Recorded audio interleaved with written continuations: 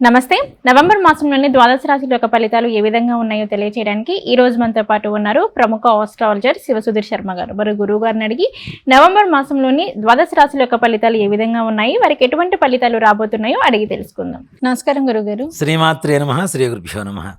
గురుగారు, సింహరాశి వారికి వచ్చేసి ఈ నవంబర్ మాసంలోని మరి వీరికి ఎలా ఉండబోతుందంటారు ఈ మాసంలో?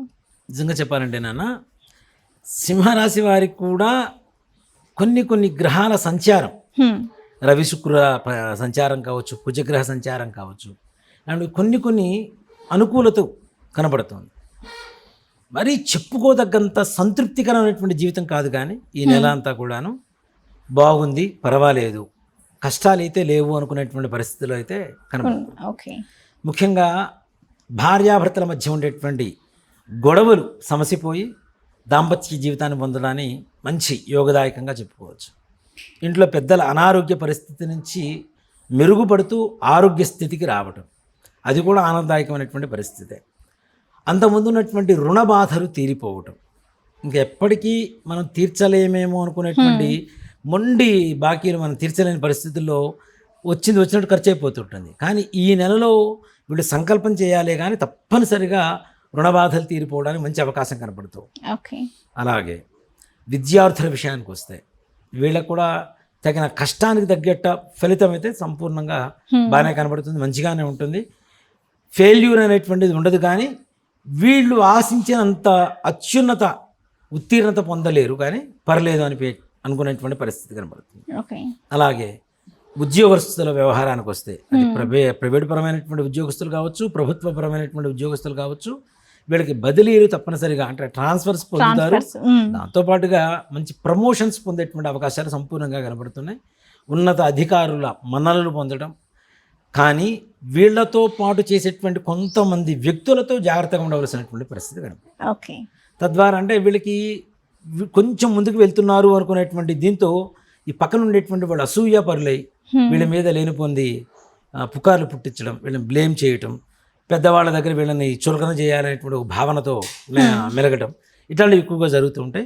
తగిన జాగ్రత్త వహించడం, అంటే ముఖ్యంగా మనకుండేటువంటి సమస్యల్ని కావచ్చు, బాధల్ని కానీ ఎదుటి వాళ్ళతో ఎక్కువగా పంచుకుంటే చులకనైపోతాం. వాళ్ళకి అన్నీ తెలిసిపోతాయి, కాబట్టి ఎంతవరకు చెప్పాలో అంతవరకు చెప్పుకుంటూ ముందుకు వెళ్ళడం అనేటువంటి సూచించదగినటువంటి విషయం. అలాగే విదేశీ ప్రయాణాల కోసం విషయానికి వస్తే వీళ్ళకు కూడా సంపూర్ణమైనటువంటి యోగదాయకంగా చెప్పుకోవచ్చు.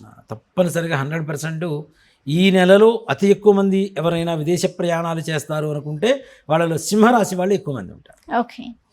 తప్పనిసరిగా అంటే అవకాశాలు లేవు రావు అనుకునేటువంటి వాళ్ళకు కూడా మంచి అవకాశాలు పొందేటువంటి అవకాశం కనబడుతుంది. అలాగే వివాహ ప్రయత్నాలు ఇవి కొంచెం ఆలస్యం అవుతూ ఉంటాయి, కానీ ఆలస్యం అవ్వటం కూడా మీ మంచి కోసమనే. ఓ మాట చెప్పాలంటే ఆలస్యం అమృతం విషయం అంటారు. అలాగే పరిగెత్తుకుంటూ పాలు తాగేదాకన్నా నిలబడి నీళ్లు తాగడం మేలు అనేటువంటిది ఒక సామెత ఉంది కదా. కాబట్టి నిదానంగా కొంచెం నిదానించి చూడండి. మీరు హడావిడి పడ్డారు అంటే ఎక్కడో పప్పులో కాలేస్తున్నట్టే. లేనిపోయింది భవిష్యత్తులో ఇలాంటి సంబంధాలు కుదరటం వల్ల సమస్యలు ఎదుర్కోవడం, గొడవలు రావడం, ఇట్లాంటివి జరుగుతాయి. కాబట్టి నిదానమే ప్రధానంగా చూసుకుంటూ నిదానించి ఆలోచించి 1-2 సార్లు ఆలోచించి ముందుకు వెళ్ళడం అనేది సూచించదగినటువంటి విషయం. అలాగే సంతాన విషయానికి వస్తే సంతాన విషయంలో కూడా తప్పనిసరిగా కొంతవరకు బెటర్మెంట్ దొరుకుతుంది. అంటే సంతానం కలుగుతుంది అని చెప్పడానికి ఈ నెలలో వీళ్ళకి సంపూర్ణమైనటువంటి అవకాశం కనబడుతుంది. తద్వారా సంతోషకరమైనటువంటి వార్తలు వినేటువంటి అవకాశం కనబడుతుంది. ఇంట్లో శుభకార్య ప్రయత్నాలు జరుగుతాయి, శుభకార్యాలు జరుగుతాయని చెప్పను. శుభకార్యాలు చేయడానికి, భవిష్యత్తులో చేయడానికి ముందుగా మనం ప్రణాళిక సిద్ధం చేసుకుంటాం కదా, అలాంటి ప్రణాళిక సిద్ధం చేసుకోవడం అనేటువంటిది జరుగుతుంది. దానికి తగినటువంటి ఆదాయం కూడా ముందుగా దాచుకోవడం, తద్వారా జాగ్రత్త పడేటువంటి విషయం అయితే జరుగుతుంది. అలాగే రైతుల విషయానికి వస్తే వీళ్ళకు కూడా తగిన పంట చేతికి అందుతుంది.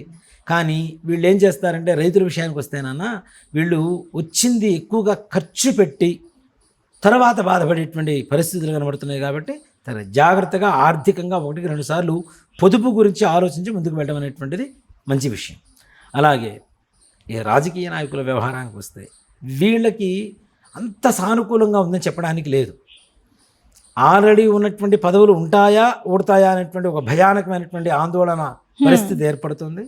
దాంతోపాటు కొత్త వాళ్ళకి ఎవరికైనా అవకాశం వస్తుందా అని చెప్పడానికి కూడా అవకాశం లేదు. తగిన జాగ్రత్తలు ఉండాలి. ముఖ్యంగా మీ దగ్గర పనిచేసేటువంటి వాళ్ళే మీకు వెన్నుపోటు పొడిచి మీకు ఉండేటువంటి పదవిని తప్పించడానికి అవకాశాలు ఎక్కువ కనపడుతున్నాయి. కాబట్టి ఓకే. ఉన్న వాళ్ళతో జాగ్రత్తగా వహించడం అనేటువంటిది మంచి విషయం. సినీ పరిశ్రమ వాళ్ళ విషయానికి వస్తే వీళ్ళకి అవకాశాలు అందినట్టుగా ఉంటాయి, మరలా చేజారిపోతూ ఉంటాయి. మరలా ఇంకో అవకాశం వస్తుంది, మళ్ళీ చేజారిపోతుంది. ఇక్కడ ఏంటి, పని కాదు ఆశ సావదు, ఈ రకమైనటువంటి పరిస్థితిలో ఉంటుంది. కానీ మాసాంతంలో, మాసం చివరిలో మాత్రం తప్పనిసరిగా మంచి అవకాశాన్ని చేజిక్కించుకుంటారు. తద్వారా ఆనందకరమైనటువంటి పరిస్థితులు ఏర్పడుతూ ఉన్నాయి.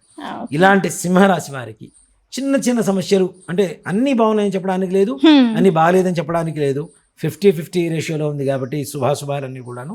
ఇట్లాంటి వాళ్ళు ముఖ్యంగా శుక్రవారం రోజున బొబ్బర్లు ఉంటాయి కదా నాన్న, బొబ్బర్లు తీసుకొని చక్కగా ఉడకబెట్టేసి గుగ్గిళ్ళు చేసి శుక్రవారం రోజున ముష్టి వాళ్ళకి పంచిపెట్టండి. కాళ్ళు కడుక్కొని విష్ణుమూర్తి ఆలయం కానీ లక్ష్మీదేవి ఆలయానికి కానీ వెళ్ళి దర్శనం చేసుకొని వస్తే మీకు ఉన్నటువంటి చిన్న చిన్న సమస్యల నుంచి బయటపడేటువంటి సంపూర్ణమైనటువంటి అవకాశం కనబడుతూ ఉంది. ఓకే గురుగారు, సింహరాశి వారికి వచ్చేసి నవంబర్ మాసంలో ఎలా ఉండబోతుందో చెప్పారు. నమస్కారం. శ్రీమాత్రే నమః. శ్రీ గురుభ్యో నమః.